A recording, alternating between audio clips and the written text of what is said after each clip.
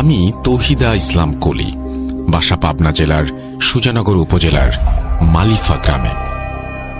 আমি যে ঘটনাটি শেয়ার করব সেটা আমার আপন বড় ভাইয়ের সঙ্গে ঘটে যাওয়া একটি ঘটনা। আমার ভাইয়ের নাম মোহাম্মদ আমির হামজা।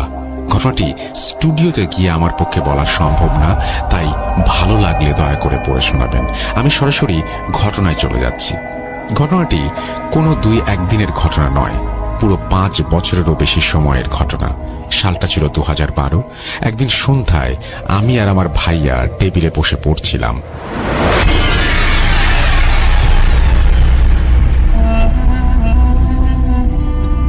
আমি তখন ক্লাস 3-তে পড়তাম আর ভাইয়া পড়তো ক্লাস 6-এ।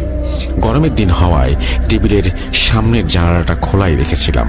পড়তে পড়তে হঠাৎ করে খেয়াল করলাম ভাইয়া একভাবে জানালার দিকে তাকিয়ে আছে। বেশ